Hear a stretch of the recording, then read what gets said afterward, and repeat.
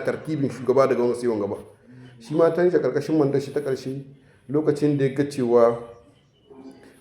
ga cewa ana zalunta Nijar bangaren Iranium da bangaren fetur da ake so a lalabo a hiddo sun ki, ya ga shekaru sun yi mai kaɗan ta bangaren shugabanci, ya ce ai tazarce ƙarshe wasu. Assalamu alaikum wa rahmatullahi wa barakatuhu. Yan uwana yan Nijar, yau ba nasiha zani ba, yau ni ma bayani zani matsayina ɗan Nijar wanda na ga abubuwa da suka kai suna kawowa. Kenan abin da nake so in faɗa, ya kamata 'yan Nijar mu tuna baya, mu zanki waiwaye baya, mu san abin da ya faru a baya saboda ya kasance mana tsokaci a nan gaba. A yau idan ka duba shugaban ƙasa mai girma Abdulrahman Chani ya yi bayani cewa idan ɗan ƙasa za a ba da koda dala 20-20 to za a tara kaza saboda a samu harkar tsaro da abubuwan da suka danganci haka. To za ka samu mutane masu izgili akan wannan maganar, wasu masu sa wake-wake na ɗan almajiri, ga shi nan wasu suna ta maganganu in ba ka iyawa a bari kaza da kaza wuri hidai ba abin da ba ka ji. To ya kamata mu shiga taitayen mu ya ku 'yan Nijar. A lokacin da turawa suka zaka a nan Nijar, akwai 'yan Nijar waɗanda suka yaƙi turawa. Akwai irin su Sarauniya Mangu a nan jihar Zandar da an yaƙi turawa. To in kuka lura duk waɗanda suka yaƙi turawan nan, to tare da 'yan uwansu an ka haɗa kai an ka ci nasara a kansu. Tun daga Sarauniya Mangu da 'yan uwanta an ka haɗa kai an haka shi ta.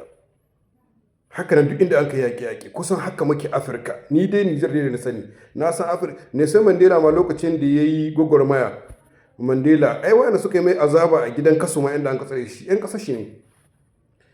A lokacin da turawa suka zo mu taina wajen Hilinge, akwai latirita nan da yamma ga hanya, kakanninmu sun kai ta, duwatsun turawa ka aza musu da bai, mutum na aman jini ana bugun shi, an kai wannan latirita, wasu sun mutu a wajen yanta, kuma tare da haɗin kan wasu 'yan Nijar waɗanda suke bai waɗannan turawan, suke ɗaukar musu kaya, suke musu komi, suke musu hidima saboda ɗan abin da za su samu su sa bakinsu.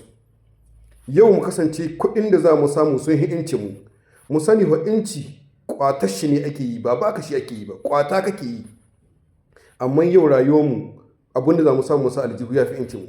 Idan muka lura tun lokacin da Jawar Hamani aka samu aka ce an ba Nijar incin kai a rubuce, ba kwata an kai ba a rubuce, ba wa Allah ne yana shugabanci ne ya ga an zalunci Nijar ta fannin tattalin arzikinta da abubuwa, ya ce za a yi yunkura a gyara, ƙarshe an ka shirya kai da wasu 'yan Nijar an kai mai kudita.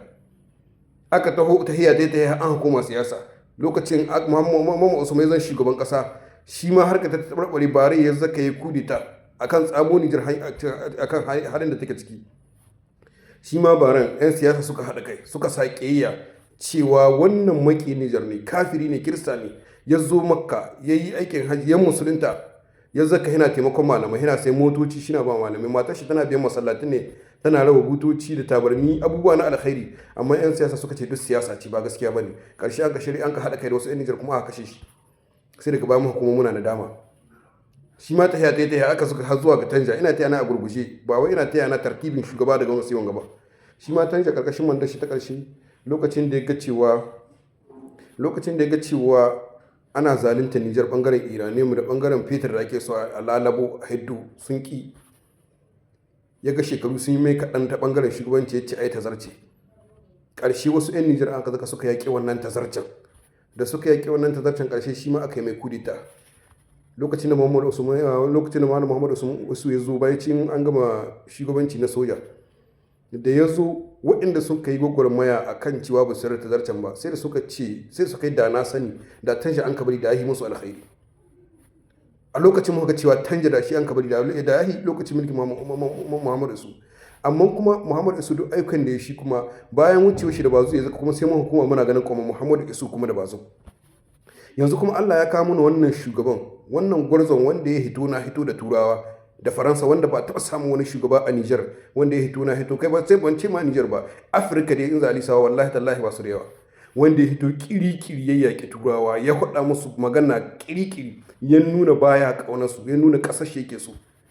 Ya ku yan uwa, yanzu kuma mun komo muna yaƙar wannan gwamnati. Akwai masu fatan ta faɗi, wai in ba yawa a aji a ba 'yan siyasa karnan turawa, a koma demokradiyya mulkin mallaka sabo. su ma 'yan demokradiyya ai turawan naka ba su kuɗi suna yin abin da suka so a ƙasashen mu ba kuɗin su suka sa ba. To in ba yawa a bari, in ba yawa a ashe, saboda mi, saboda kuɗin da kake samu na kwangila ka bar samu, ko kasuwancin ka abba shi, ko miye matsala. Mun kuma muna yakin bayan Allah ga yau duk inda ake kashi a cikin ƙasar ga sojoji ne ake kashi. Su suna rasa rayuwarsu don ba mu tsaro, suna rasa rayuwarsu don ba mu tsaro, mu kwanta lahiya mu tashi, amma duk da haka daidai da addu'a mun gagari mu yi musu yakoyin wa mu ji tsoron Allah subhanahu wataala. Wallahi in wa'in ga sun ka wuce baka san wanda zai zo ba, wanda zai zo miye sakamakon ka, miye makoma ka baka labari. Shi wanda zai zo in sun aje ka san lamarin ka da zai kasance baka sani ba. Yau turawa sun samu na takunkumi ga tattalin arziki, suna son sai mun yaƙi gwamnati mu da kanmu mun yaƙe su, saboda ko da yaushe da talakawa ake amfani. An yi amfani da wasu ƙasashe namu makwabta, tattalin arzikinmu an dankwashe shi, uranium kinmu an hana a saida, komi namu an danke, amma sai a ce ku kawo dala 20 ku kawo kaza kaza saboda ci gaban kasar, amma wai sai ka samu wasu 'yan kasa suna izgili suna dariya, mai dala 20 mai kaza mai kaza. To ire-iren wa'anga su ne jikokin wa'ancan wa'anda sun kai mu turawa biyayya, su ne jikokinsu wa'anda za su sai da 'yancinsu da mutuncinsu don a ba su kuɗi. Duk mai ganin cewa yan turawa su dawo, faransa ta dawo, sai da ita aka rayuwa, to in kan dibi silsila su ba mamaki jikokin wa'ancan na wa'anda sun ka kama an ka yaƙi 'yan uwansu tun shigo turawa a Nijar. Amma in ba haka ba, mi turawa za su yi mana?